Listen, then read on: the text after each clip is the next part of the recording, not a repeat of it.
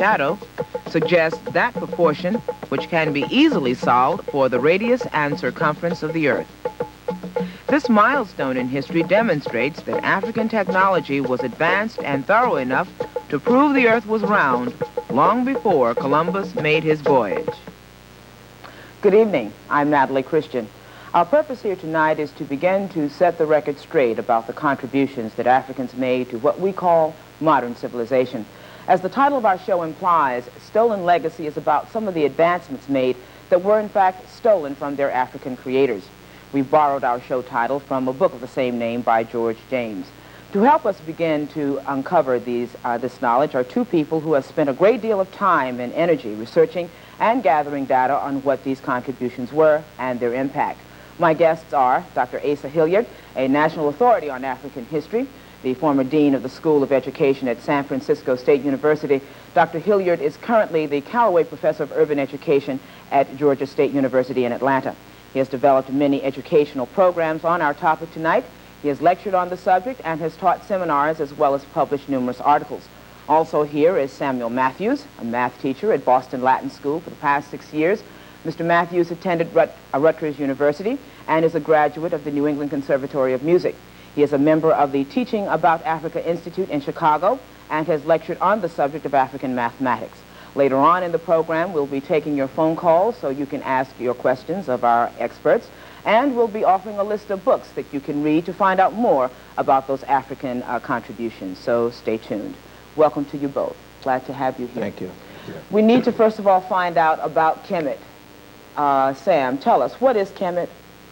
Well, Kemet is the African name for what is generally known as Egypt.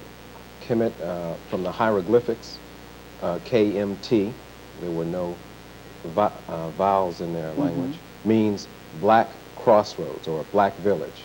If you go to World Book Encyclopedia, you would have that interpreted as black soil. Okay. But Kemet is what is commonly known as ancient Egypt. All right. Asa, what kind of civilization was this? I mean, we know it as Egypt, but it was not Egypt. That's another name that was given to it by another culture. Right. I think it's important to keep the chronology straight while we're talking about the title. Again, the name is Kemet, K-M-T, and in the Medidnetur, which is the name for hieroglyphic, Greek people changed the name of the writing system to hieroglyphic, but Medidnetur is the appropriate name. There's a plural determinative right by that name, and there are two little people sitting by it. So Kim is the strongest word in the Kemetic language for the word black, and when you put two people beside it, you're talking not only about the black soil, but also about the black people.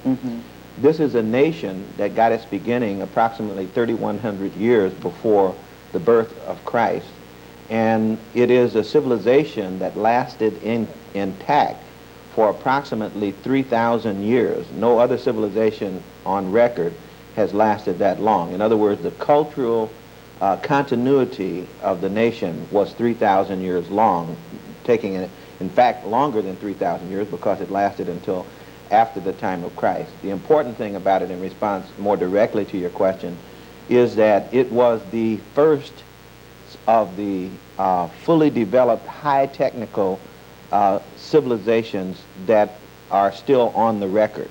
Now, the Kemites themselves actually referred to older civilizations further south in Africa when they turned to the south and faced what they called the Holy Land, their home. They said they came from upriver, at the source of the river, to be specific.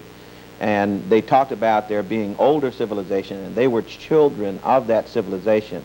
But what's important is that when Kemet appears in the human record, it appears in 3100 BC with a fully developed civilization. Writing was already in place. Astronomy was already in place. They already had the 365-day year calendar and 1 quarter for the leap year and all of that. That calendar had actually been put in place around 4236 BC. So we're talking about a fully developed, high technical civilization. All right, well, let's talk about some of these technical advances. One of the things that we talked about in the piece earlier, Sam, was the mathematics and how it was used. They developed to a point that they knew that the Earth was round. What other concepts in mathematics are we talking about here? Well, it's true. You certainly wouldn't want to determine the circumference of the Earth unless you had, of course, presupposed that the Earth was round. We want to point that out. All of the mathematics that we study today has its roots in Africa. We can start off simply with counting. The very first or the oldest known artifact in mathematics is the Ashango bone. That's over 8,000 years old. It's from the Congo. That's found in Africa. If we go ahead, they had developed fractions. Furthermore, they had developed algebra and, of course, geometry, trigonometry, and it even gone as far as the roots of integral calculus. And this is all before Europe existed. And we're going to be taking a look at some pictures, some slides in a few moments, but while they're getting those set up, what about the sciences? Beyond the mathematics, what other kinds of advances are we dealing with here? And Asa, you can jump right in. Well, one of the things that's interesting is to know that the upper province of Kemet was referred to as Chem. That's spelled C-H-E-M. Okay, why don't we take a look at that? We have a map of that. Go ahead, Sam. And that's the root of the word chemistry. So that's an indication to us that the sciences of the earth were first studied there in Africa. Okay. Medicine as well. Right. The ancient Kemites were known throughout the ancient world as the best of all doctors. Homer tells us that, as do many of the Greek historians. Sure. Asa, now, of course, I think a question that I have, and many people have is how did they develop this? I mean, where did this knowledge come from? Okay, the best, and we have to speculate on this, but some things we do know is that in Kemet, you had an unparalleled opportunity to be scientists. In other words, you have land that has regular cycles that work almost like clockwork. Every year the flood came at the same time, receded at the same time. You had a clear sky. You never had clouds. You had an unparalleled opportunity to observe stars. You had the need, for example, to develop mathematics in order to be able to lay out the land again and divide it among the people after the floods had receded. You had a religious orientation in Kemet whereby the people had a respect for nature through intensive study of nature. And having done that on the same spot, in other words, these were not nomadic people, they were sedentary people who had been on that same spot for thousands of years, which again gave them the opportunity to notice certain kinds of regularities in nature. So as from what we can determine, they spent a great deal of time in botany, in observing the stars, and observing the animals and so forth. So they had tremendous technical knowledge of all of these things, and out of that technical knowledge then flow the sciences, the arts, and literature. Sure. And now some of those symbols, Sam, we have adopted in our own culture today. For example, the dollar bill. There are a number of symbols on there, and we're going to look at some pictures now, which in the Kemetic context, and how they have gone from that to what we know of today. Sam, what are we looking at here? Well, if you look at the top, that's the Eye of Horus. That's also found on the dollar bill. The scarab beetle there with wings. Yeah. That's was taken for the U.S. seal as the eagle. Can we move on? All right, now here we see the differences in the, or actually the same symbols. That's right. And it's interesting as to why those symbols find themselves on the back of the dollar bill. Why those symbols? Well, that's because the history of Africa is intertwined with the history of Europe. And as late as the early 19th century, Africa was still being studied, though in secret. And this is a result of masonry.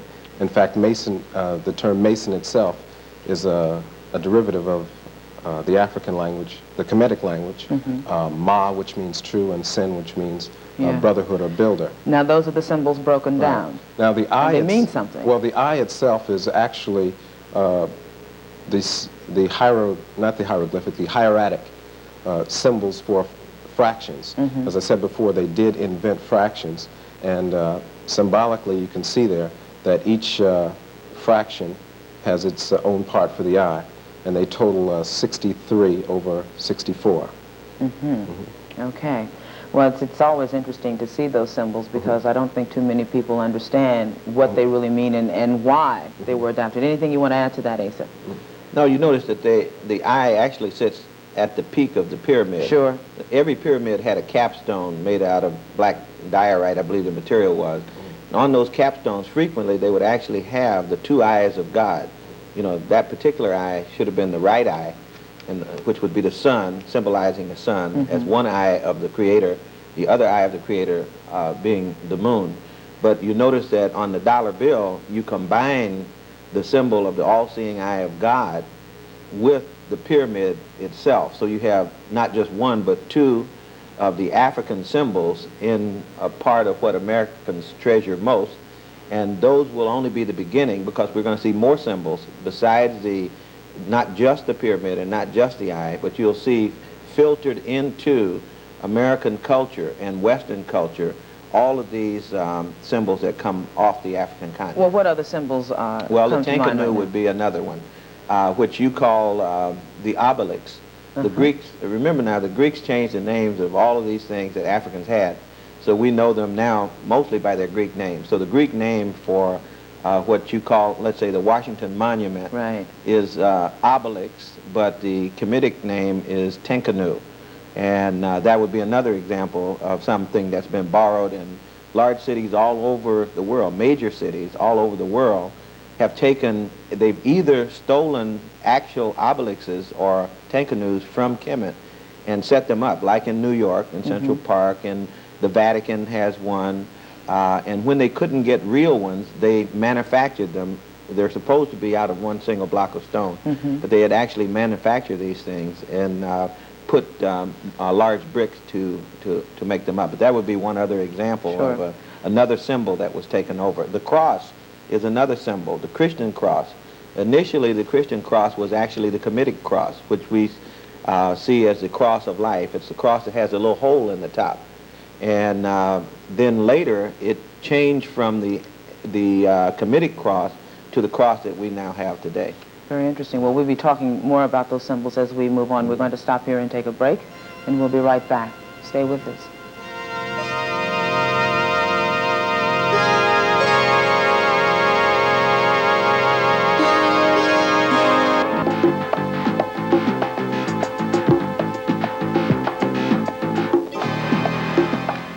Kemet was founded by the black populations from the heart of Africa. As such, today's Afro-Americans can identify and take pride in this great civilization in the same way Europeans can look to ancient Greece or Rome.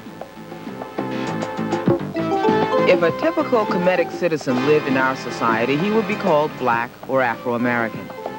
One sees the faces of their royalty in our contemporaries. Menes, the first king in history. Zauser, the first to construct pyramids. Queen Tai, mother of Akhenaten. Had they lived in one of our southern states before desegregation, they would have been forced to the back of the bus. If they lived during the early 1800s, they would have been slaves. This was the dilemma that confronted the West when the faces and glory of Egypt poured into Europe and America after Napoleon's campaign in 1797. What civilized people would enslave the first civilized people? The process of denying an African origin for Egypt and civilization began. Ancient writers, many of whom were eyewitnesses, concur that the Egyptians were African and were founded by the people from the interior of the African continent. They also confess that much of their own culture was African. The Parthenon, a standard of Greek architecture, is a replica of the Temple of Luxor, where many came to complete their educations. Greeks seeking knowledge and wisdom traveled far to study geometry, religion, astronomy, and Africans. The rulers of the 25th dynasty, founded in 800 BC, hailed from Nubia. They revived Kemet's classical period in 600 BC. Most notable was the construction of the smaller pyramids. Most remarkable is the fact that this technology and these people reached what are now the Americas and influenced the building of civilization here. All right, one of the main points here that we need to perhaps bring out, Ace, I'll start with you, is that this culture was in effect stolen from the Kemetics by the Greeks. The Greeks went to Kemet to study, to find out what was going on with the world. Right, well, okay, let's, again, it's really important to keep chronology together. The first Greek that we have on record is Homer, and that's approximately 850 BC, if there was such a person. Many literary critics suggest that there were many people and their writings were collected together and then given the name Homer. But be that as it may, at that point, Greek people were not actively involved in the educational system as far as going to school in Africa. But starting around the time of Thales, which would be in the 5th century BC, Thales went to school. We have records of the Greeks themselves. These things are in standard history, so what I'm saying is not a mystery. Thales went to school, came back, advised Pythagoras to go to school. Pythagoras went to school in Africa, was taught for 22 years in Africa. We know the subjects that he taught, that he studied. We know the location where he went to school. We know the name of his major professor. Following Pythagoras, other pre-Socratic Greek philosophers began to go to Egypt for their education. Plato went to school for 12 years in Egypt. Aristotle moved his school when Alexander the Great, his pupil, conquered Egypt. He moved his whole school to Egypt in order to be closer to the source of Egyptian knowledge. In fact, the habit by Greeks of going to school in Egypt was so ingrained, and they valued it so much, that they say that even people who had not gone to Egypt to study would make up biographies to pretend that they had gone, because you had very little legitimacy if you hadn't actually gone to what at that point was the center of higher education in the world. All right, Sam. Yeah, well, the Greeks saw a good thing and they took advantage of it. They recognized that the knowledge and wisdom to the south of them was greater than theirs, and they went there to study. But what we have to do is recognize within our culture what is African and what came from Africa. In the previous piece, we saw there the Temple of Luxor and the Parthenon. Now, I have taken pictures of the Temple of Luxor and shown it without identifying it to people and asked them, what do you think you see there?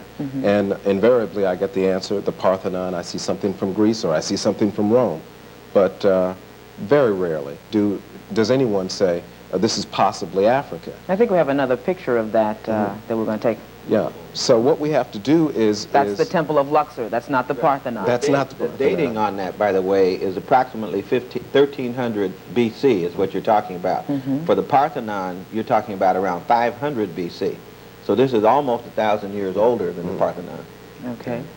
Any other points there, Sam? Yeah, about Pythagoras. I think that's one person in particular that we should take a look at, because he has been given so much credit for things that were actually African in origin.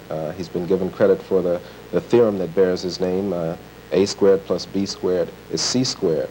But it should be known that that was known 2,000 years before his existence.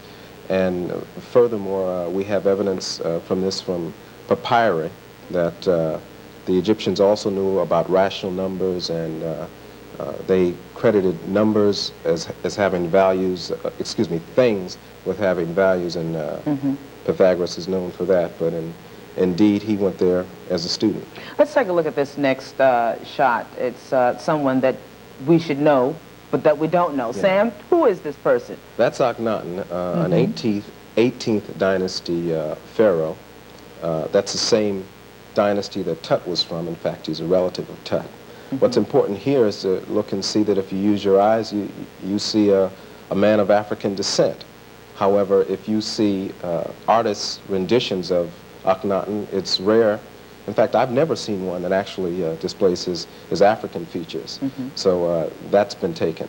Moreover, to indicate to you how the historical and the academic community has stolen, you'll take a look at his lips, and people will tell you or have told us that his lips are puffy, not because he's black, but because he has a disease. And then furthermore, they've gone further to actually come up with a disease. Unfortunately, the disease that he supposedly had would render him sterile, and we know that he had 7 daughters. All right. And this next person, let's take a look at her. This is Queen Ty. Yeah, that's his mother. Okay. And, as we can see, she possibly suffered from the same disease. Mm-hmm. Asa, what was significant about Queen Ty? Well, of course, Queen Ty, this is one of the queens in the 18th dynasty that you have records in Kemetic of Greek people coming to pay tribute to her. You know, in other words, there was a contact between Greece and between Kemet, as not only as early as the 18th dynasty, but in Greek legend it goes back almost to 2000 BC. But that particular woman, she is the mother of both. She is the mother of Pharaoh Akhenaten. Some people suggest she may be the mother of King Tutankhamun, or as we call her, King Tut. But she was also very special because she was not just a sit-at-home queen. It is written that she was a co-ruler with her husband, Amenhotep III, so that the two of them are pictured in some statues as sitting side by side. Usually when the pharaoh is shown, the wife may be standing behind. In the case of Ramesses, the wife is made small and even standing by his leg. But in the case of T and Amenhotep, they're seen sitting side by side of equal height, which has Equal partners. equal partners in the ruling of ancient Kemet. Well, was this unusual at that time where women did rule? Well, in Kemet, you had women in ruling positions, which means that you can look in the cartouches. The cartouche contains a royal name, and only kings or queens could have their names in a cartouche.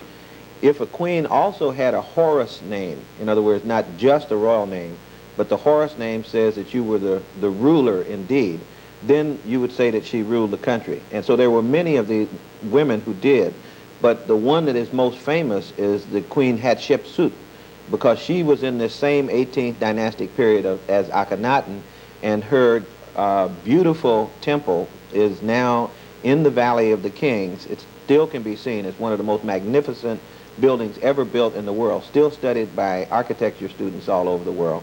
And that is at the request of Queen Hatshepsut of the 18th dynasty. All right.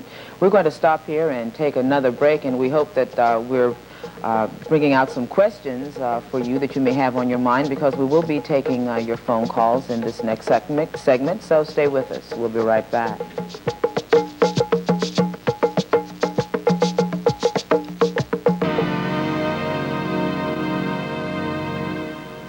My guest, Sam Matthews, now will tell us about the African presence in the New World. Sam? The African presence in the New World did not begin with slavery. 2,000 years before Columbus, Africans were shaping the course of civilizations that would later be known as Aztec, Incan, and Mayan. This work of art is found in Boston's Roxbury section. Its creator, John Wilson, was inspired by similar works of art he saw in Mexico. These striking stone tributes dispel any theory that does not place blacks in the New World not only before Columbus, but before Christ. They date as early as 600 BC. Note the Ethiopian-like braids. These monuments are concurrent with the Kushite 25th dynasty of Kemet. They were erected by the Olmecs, a civilization which is the foundation of the Aztec, Incan, and Mayan cultures. The colossal stone evidence is supported by numerous figures from the Olmec and subsequent cultures in ancient America that insist upon an African presence. Their attire and broad features leave no doubt as to the origin of the subjects. The pyramids produced by the ancient Americans were indeed influenced by Africa's own. Even today, strong currents off the coast of Africa will sail any sturdy vessel to the Caribbean. Vessels such as Queen Hatshepsut's obelisk boat had been constructed in Kemet 700 years before, clearly demonstrating the maritime ability of Kemet. These constructions have been shown to be sturdy enough to make the transatlantic voyage. When Columbus returned to Europe after his second voyage to America, he reported that the Indians had told him of blacks who had settled in the area. It's true. Africans came first to America not as slaves, but as masters of science and technology, influencing the civilizations that Columbus and Cortez were to find. Little note here we'd like to give you. If you're interested in finding out more about the legacy left by the ancient Africans, we have a list of books that we can offer you. You should just send your inquiries to Stolen Legacy Bibliography, WLBI-TV, 75 Morrissey Boulevard, Boston, 02125. And we are going to be taking your phone calls now. 288-3120 is the number, so if you have a question of my guests, please call 288-3120. Again, that number is 288-3120. Sam, now we're skipping here, but about the African presence in the Americas, what was so significant about that? Well, first we want to point out that slavery had three components to it. There is, of course, the physical slavery, which is ended. There was the removal of the goodies from Africa, the mineral wealth. And then there was a mental bondage that was imposed upon the African mind. That is a cultural lobotomy of sorts that removed history and removed any value from the personage of the African. And what we're trying to do now is re-heritorize Africans. That is to show that Africans played a major role in the creation of civilization and the furthering of civilization throughout the history of mankind. Okay. You want to add to that, Asa? Well, the only thing is that, in the first place, we're indebted very much to Dr. Ivan van Sertima for much of the information that has been synthesized to help us to understand the proof of the fact that ancient Africans actually appeared around 700 or so years before Christ in America. And of course, we're one of the few people who have the physical remains, in effect, rock Polaroids of the pictures of these Africans that did that. Might also add that LeGrand Clegg in Los Angeles is one of the top scholars who has helped to uncover much of this information about the African influence on the Olmec. But what I want to clarify, just so that any of your viewers are trying to put this together with what they know about Olmec, what we're saying is that Africans influenced Olmecs, not that Africans were Olmec. Okay. That Africans appear in small numbers, and then after a short period of time, the elements of African culture begin to be disseminated throughout the Olmec and later world, such as pyramid would be a case in point. Pyramids don't appear in America until after the African Olmec contact. Okay. Well, let's go to the phones and see what kinds of questions our guests have. Good evening. You're on the air. What's your question? I wanted to ask, we're being told a lot of things that Africans have done before others. I wanted to know how you would answer critics who say the things that you're telling us are wrong, they're not valid. Good point. Asa, you want to try that? Well, since we've been talking about lots of things, I would have to know which thing the critic would say would be wrong. Well, I think what he's trying to say is, thank you very much for your call. What he's trying to say is that, you know, just everything that we're talking about here, I mean, we're talking about rewriting history books. Oh, yeah. I mean, the history books say one thing, and we're sitting here saying another. So what gives here? Who's to say that what you're saying is right and what the history book says is wrong? Well, again, most of the things that we're saying here today, for example, if we say that Greek people went to Africa to study, we're simply quoting the record of Greek people. In other words, these are not new items of information that we just simply manufactured. You will see in Plutarch's Lives, for example, in Plutarch's work on that the reference to Pythagoras going to study astronomy and mathematics in Egypt is clear. That comes from the Greek or the Roman side before it ever comes from the Kemetic side. So that, in other words, there are many elements of documentation that we could easily share. The easiest way to deal with anyone who would criticize the information, however, is for the critic to specify the thing about which they have some disagreement, and then allow us to marshal the evidence to support that. But I agree with the caller. I fully Sure. I expect that some people have to sit back and say, well, how could this be true? But then And I we would can not all know say it. that history is one man's interpretation anyway. Let's go to another call. Good evening. What's your question?